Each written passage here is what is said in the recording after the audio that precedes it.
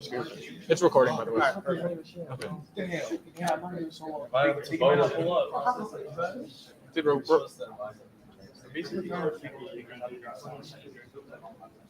recording, by the way. Yeah. Yeah, that's what I'm getting. Okay. Oh shoot, I'm sorry. I didn't realize you had a set it to where if you want different notes, whatever, set it to wherever you want. That's gonna be independent from this. So basically, however you want to do it. Like sometimes stuff not gonna, like my stuff doesn't have notes on it, so it's not gonna be relevant. Yeah. Don't worry about it. I really needed the notepad. You'll be fine. No, I'm fine. actually getting scared because This is fine. there's Don't worry. more people than I thought. It's a little more. Honestly, this is a good number. I think it is. I was just event to slide along with you. We'll just do what we've been doing. It'll be cool. It'll be cool and epic. I'm definitely recording all of this. It's not audio. It's fine.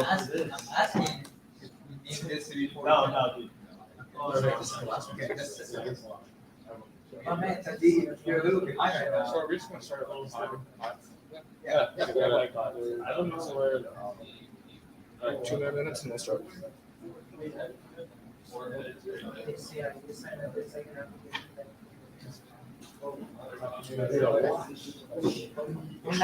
to like engage you. It's fun for you. It's fun for everyone.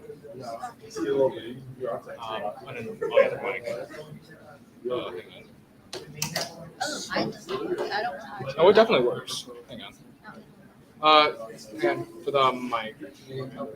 You got this. What?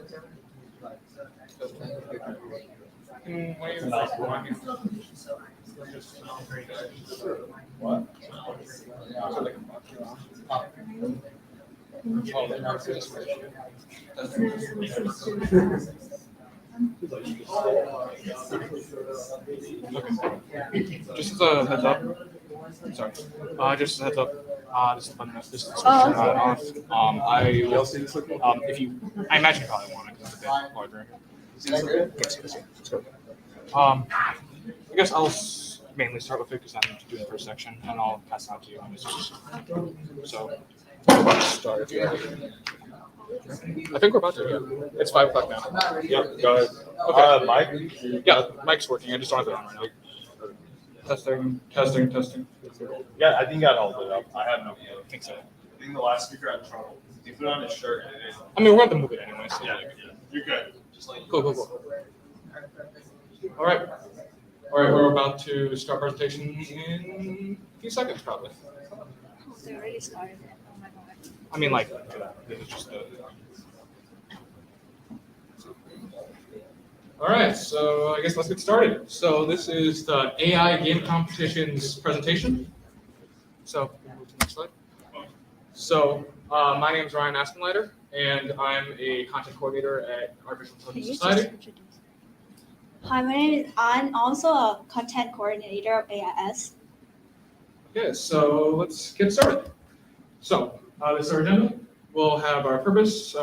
We'll go over a list of very interesting AI game competitions that are out there that you probably aren't familiar with. We'll put a little special emphasis on Battlecode, which is a really cool competition that I'm personally very interested in, with an overview and a demo of it. And then we'll go a bit over pathfinding, which is very useful for a lot of these competitions. So with that, we'll get started. So this presentation is going to be largely focused on the type of competitions that you've probably never seen before. These are most competitions you've probably seen have been like machine learning Kaggle competitions that they kind of have a pretty at least similar approach, and it's not as dynamic and interesting to try them over time. There's a lot of other ones that don't use those things that are actually pretty interesting, but a lot of people don't know about them. So the main goal of this workshop is to give you guys a lot more exposure to that and give you something cool to look into. So let's look at the competitions. So let's start with Bomberland. So if anyone here has played a Bomberland game before, this is very similar to that. So what this is, 2 teams control groups of bombers, and as you can probably guess, enemies can be blown up by your bombs. And the end goal is to beat all the enemy bombers. So you would be coding an AI that controls how your agents, how your bombers move, and how they react and how they act. And it's basically like that. It's from December to March, and there's a lot of languages that you can do, but like Python, TypeScript, Go, C++, Rust. And the prize pool was $1,000 last season, so it's probably going to be comparable for the next season. Next, I'm going to be talking about Terminal. This is another interesting game.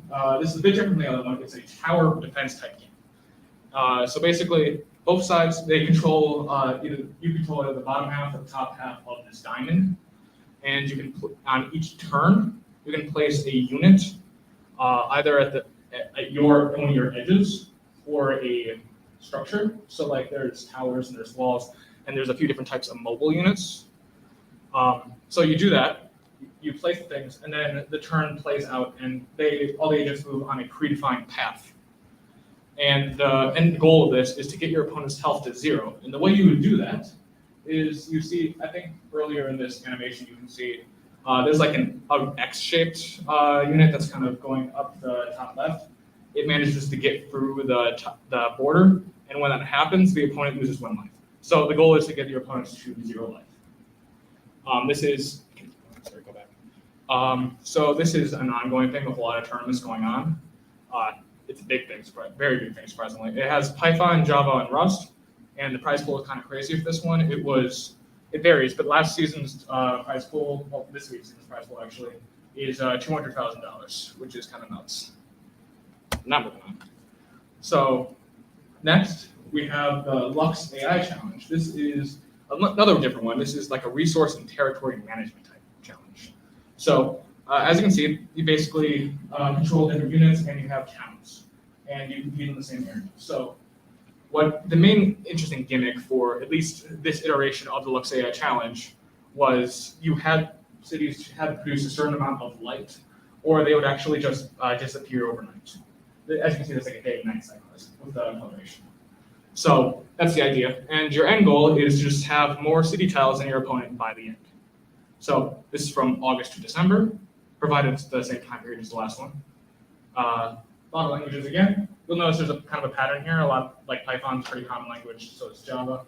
So Python, TypeScript, JavaScript, C++, or Java. So you got a lot of options. And the prize pool was $10,000 last season. Now we've got Battlesnake. This is a bit different. Instead of controlling like a larger group of agents, you just control the one.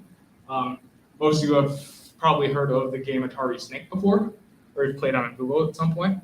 But basically, you control a snake, your opponent controls the snake. You don't want to collide with either yourself or your snake. In this version of the game, you have to eat food to prevent starvation. It also makes you go longer, so there's kind of a limit on how you can't just stall forever. And the end goal is just outlast your opponent and don't do what the blue snake does at the end and just go into a circle and knock yourself out. So this is ongoing. This isn't really as much of a tournament structure as some of the other ones. It's a bit more of a not practice, but like it's more casual. So it's kind of just ongoing. There's like a leaderboard. Lots of languages. I said there's like Python, Go, JavaScript, and Rust, but there's many more that are non-official that have kits for them. So basically any language you can think of that's not like an esoteric language could be used here. So, and then the prize pool is more just swag customization options. So it's not like a normal tournament, but it's a good one to like get your foot in the door and see what it is, because it's a simpler concept than some of these other ones. So next, I have a pair of competitions. They're both run by the same group. It's AI Coliseum. For this one, I'm going to talk about BugWars. Now, this is basically you control a team of bugs. So does your opponent. It's like an army of bugs. And each different bug has different specialties.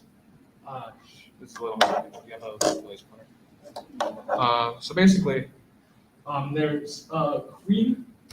It's a little hard to see in here, but there's a couple queens on each side, and the end goal is to capture the enemy queen. They are the things that produce units. And then that's the main idea. You just there's a lot more to it than that. There's like rocks here, which kind of make movement a bit more difficult, so you have to account for that. This is an ongoing thing, but in this case, it's a little bit different. This isn't like this is like a tournament that's happened in the past, and it's mainly used as an example. So it's just a practice thing. It's meant to prepare people for the next tournament that I'm about to describe. Go to the next one. These are the AIC tournaments. These vary every year, but they're all pretty similar to BugWars.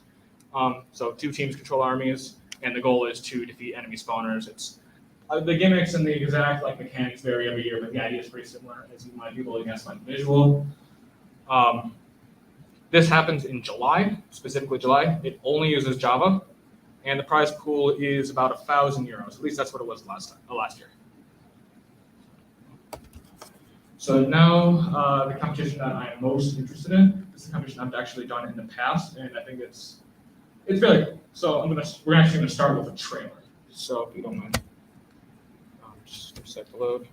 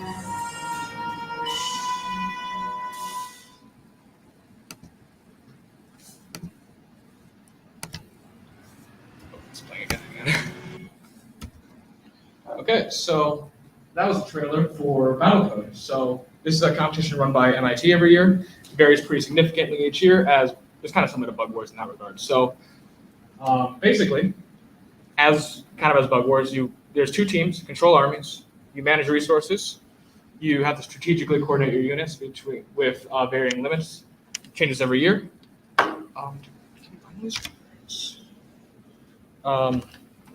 Sorry, we're looking for something real quick. But the end goal, again, varies a bit every year, but the general idea is destroy the units that spawn other units. In the case of last competition, these were Archons. Oh, there we go. We'll get more into the specifics as to what each of these things mean in a minute, because it's a lot to take in at first. But this is the general idea. This was a thing it happens in January. Languages you can only do Java for this one, and the prize pool is more than $30,000. So with that, I'm going to hand it over, and she can give a bit of an explanation as to the details of this competition. So here we go. I'll have laser monitor. So next, I'm gonna talk about some specification of Battlecode. This is specialized for 2022.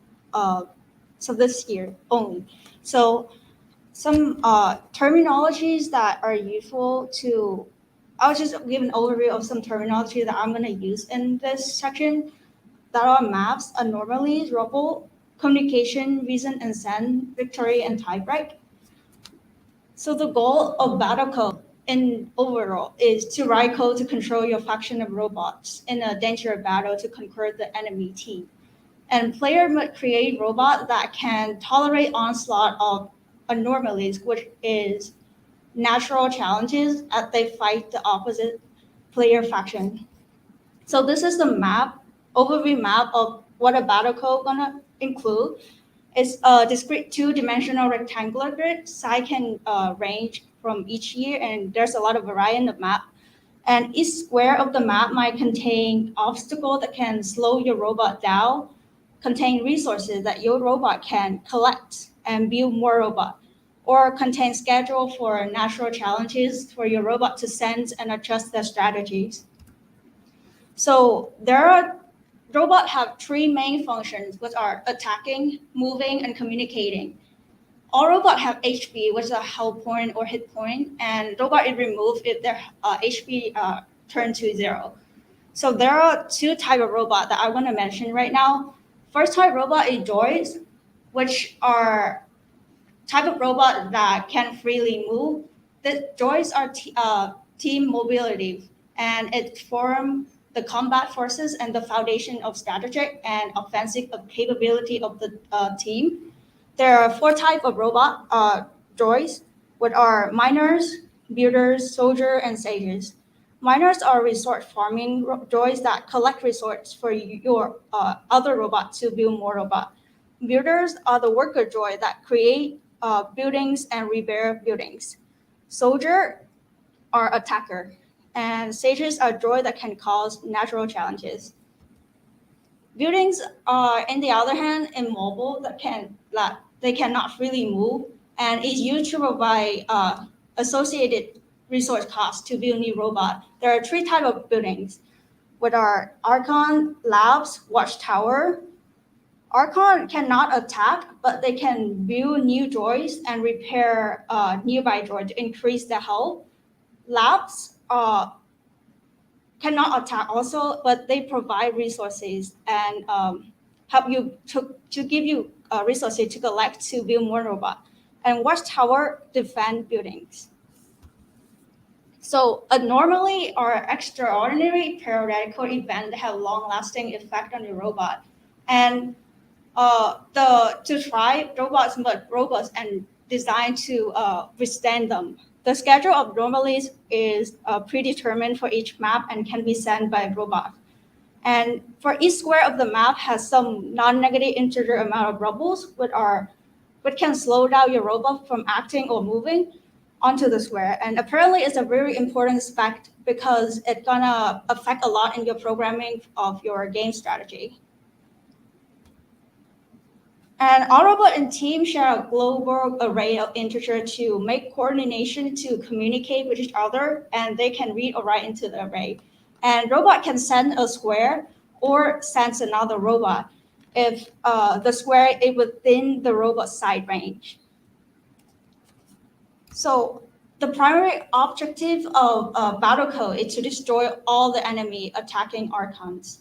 And if the first team who first Archon is destroyed immediately lose, and conversely, the team who destroyed the opponent last Archon immediately wins. And in case of tiebreak, when a game do not end by a certain amount of rounds allowed, then team with fewer Archon or like resources are destroyed, which are weaker team. So Ryan gonna give you a quick demo on his last attention and attendance in the article. Okay. Sorry. Testing. Okay, cool. So this is a visualizer that came with the development kit for last year, well, I guess the last Battlecode. So you can see there's a map. There's a round counter. At the top here, you can see a anomaly like schedule. So like in this case, I believe it actually just moves the rubble around in the map. So it makes things a bit complicated. And there's also a side edge where you can see the number of units on each side, as well as the amount of resources on each side, which is over here. So I'm going to get it started. I'll have it a little bit slow just so you can take in everything, because this is kind of a larger map. So get started. So you can see at the beginning, there's a bunch of miners that are going for resources. You can see there's like these turquoise squares are lead squares, and you can see they're going towards squares to try to mine them, and that adds 2 resources over here. Now, you can also see, I'm going to point right here, there's a soldier. Now, these are the things that will actually do most of the fighting, and right now their goal is just to find where Archons might be and attack it. Because the way this is coded, once a fighter sees an Archon, once a soldier sees an Archon, everyone else will know where that Archon is and go after it. So, as you can see, there's already a bunch of fighters that are streaming toward this way. If you were confused by the color, that was an anomaly that's happening. That's just one indicator of it. So, a lot of fighters at the moment. Looks like they destroyed an Archon. They left a little bit of gold. That's a precious resource that only shows up on occasion. A lot of combat at the moment, but Let me just fast forward a little bit. Okay, so I'm going to stop real quick. So wanted to highlight a few things. So right up here, this is one of the labs. These are produced by these builders. Well, they can be as long as you have the resource count for them. But basically what they do is they convert the much more common lead into gold, which can be used for very powerful things, such as sages. The sages are right here. And what these can do, as alluded to earlier, they can make like localized anomalies. So that can account for a couple things, basically area of effect damage, high damage to buildings, and things like that. And they're very strong. So you really do want a lot of these. In this game, it's actually going a little faster, so it might not even get to that point because red is kind of dominating at the moment. So, right, this is basically our team competing against an older version of our code, Michigan South, and Michigan South from January 23rd. This is a way that we just test to see how effective our bots are. So, red won, as all the blue archons are gone. So, I'm going to actually, first of all, I'm curious, do any of you want to see another match of a different map? Or would you want to see more of an analysis of what you just saw? Okay, so I guess, all right, there's a lot happening, so I'm kind of curious, just from the audience, like what kind of parts of this are you curious about? Yeah. Are they different? I guess some of the dots have different roles to play. Is that decided by the humans, or is that decided by the brain, the AI brain? Okay. How many you use?